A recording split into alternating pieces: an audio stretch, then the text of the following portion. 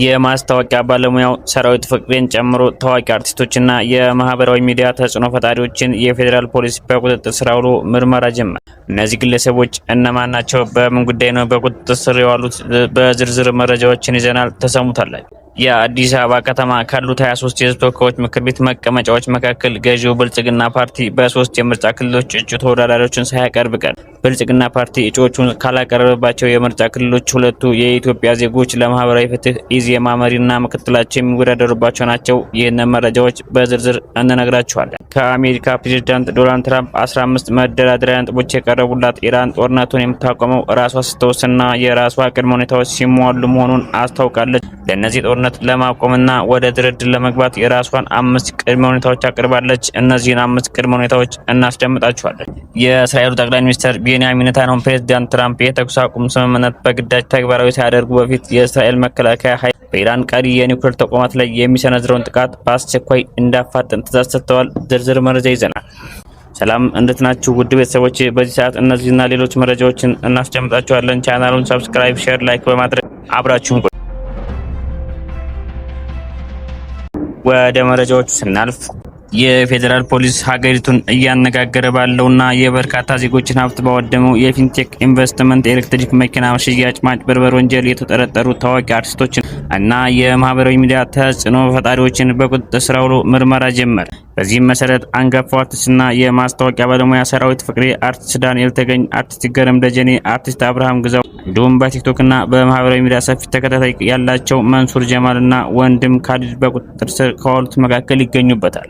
እነዚህ ግለሰቦች በዋስም ሆነ በነጻ ያልተለቀቁ ሲሆን ፖሊስ በጉዳዩ ላይ ጥብቅ ምርመራም እያካሄደ ይገኛል። የእነዚህ ታዋቂ ሰዎች መታሰር ዋነኛ ምክንያት ከተጠርጣሪው አጭበርባሪ ድርጅት ጋር በመተባበርና ማስታወቂያ በመስራት የህዝብን አመኔታ አላግባብ በመጠቀማቸው ነው። ድርጅቱ የቢዋይዲ ሲገል ኤሌክትሪክ መኪናዎችን በ950 ሺህ ብር ቅድመ ክፍያ በ3 ወር ውስጥ አስረክባለሁ በማለት ከ450 በላይ ከሚሆኑ ዜጎች ወደ 600 ሚሊዮን ብር ገደማ ሰብስቦ በመሰወሩ ህብረተሰቡ ላይ ከፍተኛ የኢኮኖሚና የስነ ልቦና ቀውስ ፈጥሮ ዜጎች ገንዘባቸውን ያወጡት ድርጅቱን ህጋዊነት አረጋግጠው ሳይሆን በቴሌቪዥንና በማህበራዊ ሚዲያ የሚያውቋቸውና የሚያከብሯቸው እነዚህን አርቲስቶች አምነው በመሆኑ የፈጸመው ማጭበርበር የሞራል ውድቀትንም የከፋ አድርጎታል።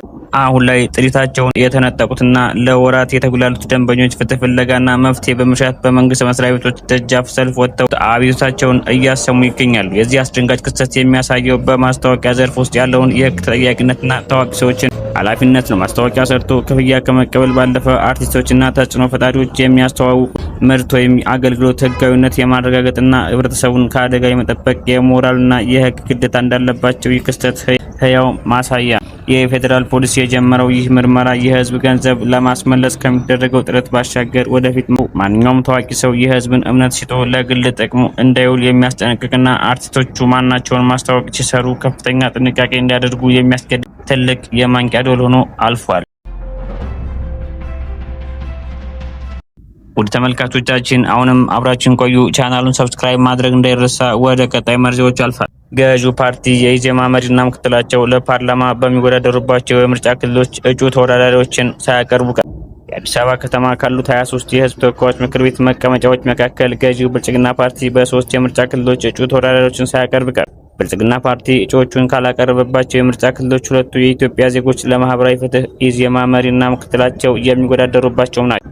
ብልጽግና ፓርቲ በመጪው ግንቦት ወር 24 2018 በሚካሄደው ጠቅላላ ምርጫ አዲስ አበባን በመወከል ለህዝብ ተወካዮች ምክር ቤትና ለከተማይቱ ምክር ቤት የሚወዳደሩ እጩዎችን የማስተዋወቂያ መድረክ ያካሄደ ከአንድ ሳምንት በፊት መጋቢት 3 2018 ነበር። በከተማ ደረጃ ከተካሄደው ከዚህ መድረክ በኋላ የፓርቲው እጩዎች በሚወዳደሩባቸው ክፍለ ከተሞች በመገኘት በተመሳሳይ መርሃ ግብሮች ሲሳተፉን ቆይቶ ገዢው ፓርቲ ለዘንድሮ ምርጫ አዲስ አበባ የፓርላማ መቀመጫ ካቀረባቸው 20 እጩዎች መካከል 16ቱ በስድስተኛው ዙር ምርጫ የተወካዮች ምክር ቤት አባል ያልነበሩ መሆናቸውን የኢትዮጵያ ኢንሳይደር ፓርቲው ካሰራጫቸው መረጃዎች ተገንዝባለች። ከነዚህ አዲስ የፓርላማ ተወዳዳሪዎች መካከል 5 ሚኒስትሮች ሲሆኑ 3ቱ ደግሞ ሚኒስትር ዴኤታዎች ናቸው። ከሚኒስትሮቹ የተወካይ ምክር ቤት እጩ ተመራጮች መካከል የውጭ ጉዳይ ሚኒስትር ዶክተር ጌዲዮን ጢሞቴዎስ፣ የጤና ሚኒስትሯ ዶክተር መቅደስ ዳባ እና የመስኖና ቆላማ አካባቢዎች ሚኒስትር ዶክተር አብርሃም በላይ ይገኙበታል።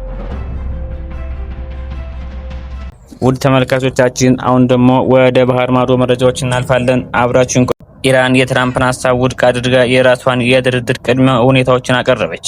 ከአሜሪካው ፕሬዝዳንት ዶናልድ ትራምፕ 15 የመደራደሪያ ነጥቦች የቀረቡላት ኢራን ጦርነቱን የምታቆመው ራሷ ስትወስንና የራሷ ቅድመ ሁኔታዎች ሲሟሉ መሆኑን አስታውቃለች። ለዚህም ጦርነቱን ለማቆምና ወደ ድርድር ለመግባት የራሷን 5 ቅድመ ሁኔታዎችን አቅርባለች። ኢራን ቅድመ ሁኔታዎች የሚከተሉት ናቸው። አንደኛ፣ በጠላት የሚፈጸመው ወረራና ግድያ ሙሉ በሙሉ መቆም። ሁለተኛ፣ ጦርነቱ በድጋሚ በኢራን ላይ እንደማይከፈት የሚያረጋግጥ አስተማማኝ ሁኔታ መፍጠር። ሶስተኛ፣ የተረጋገጠና በግልጽ የሚታወቅ በጦርነቱ ለደረሰው ጉዳት ካሳ መክፈል። አራተኛ፣ በቀጠናው ባሉ ቡድኖች ላይ የተከፈተ ሁሉም ጦርነቶች እንዲቆሙ ማድረግ። አምስተኛ፣ ኢራን በሆርሙዞች ወሽመጥ ላይ ያላትን መብትና ሉዓላዊነት ዓለም አቀፍ እውቅና መስጠት የሚሉት ናቸው። ኔታንያሁ ትራምፕ ጦርነቱን ሳያቆሙ የኢራን የኒውክሌር ተቋማት ለማውደም ትዕዛዝ ሰጡ። ጊዜው እያለቀ ነው። እስራኤል ከዲፕሎማሲያዊ ስምምነቱ ቀድማ የኒውክሌር ፕሮግራሙን ለመደምሰስ ቆርጣ ተነሳ። የእስራኤሉ ጠቅላይ ሚኒስትር ቤንያሚን ኔታንያሁ ፕሬዝዳንት ትራምፕ የተኩስ አቁም ስምምነት በግዳጅ ተግባራዊ ሳያደርጉ በፊት የእስራኤል መከላከያ በኢራን ቀሪ የኒውክሌር ተቋማት የሚሰነዝረው ጥቃት በአስቸኳይ እንዲያፋጥን ትዕዛዝ ሰጥተዋል።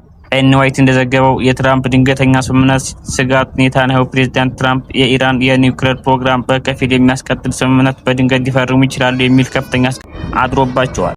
አሜሪካ በፓኪስታን በኩል ለኢራን ያቀረበቻቸው 15 ነጥብ የሰላም እቅድ ኢራን የበለጸገ ዩራኒየሟን አሳልፋ እንድትሰጥና የኒውክሌር ምኞቷ እንድታቆም ቢጠይቅም እስራኤል ግን ይህ በቂ አይደለም የሚል አቋምን ይዛለች። ኦፕሬሽኑ ኤፒክ ፎሪ ጦርነቱ 4ኛ ሳምንት በያዘበት በዚህ ወቅት እስራኤል በወረቀት ላይ የሚሰፍር ስምምነት የኢራን የኒውክሌር ስጋት ለዘላለም ይገታል ብላ ስለማታምን ጉዳዩን በጦር ሜዳ ለመጨረስ ወስናለች። ኔታንያሁ ኢራን በድጋሚ የኒውክሌር ቦምብ መስሪያ መሬት ስር መሸሸጊያ እንድትገነባ አንፈቅድም በማለት አሁን የሚሰነዘረውን ጥቃት የመጨረሻ ድልን የሚያረጋግጥ መሆን እንዳለበት አሳስበዋል። ይህ የእስራኤል እርምጃ ከዋሽንግተን ጋር ያላት ወታደራዊ ቅንጅት ሊያሻክረው እንደሚችል የሚገመት ትራምፕ የጦርነት አዋቂ ወይም ድል ሜከር በመሆን ጦርነቱን ለማቆም ሲጥሩ፣ ኔታንያሁ ግን ስትራቴጂካዊ ስጋቱን ሙሉ በሙሉ ሳይቀብሩ ጦርነቱን እንዲቆም አይፈልጉም። በሚቀጥሉት ጥቂት ሰዓታት ውስጥ በኢራን የኒውክሌር ማዕከላት ላይ የሚሰነዘረው ጥቃት መጠኑና አደገኛነቱ ይበልጥ እንደሚጨምር የሚጠበቅ።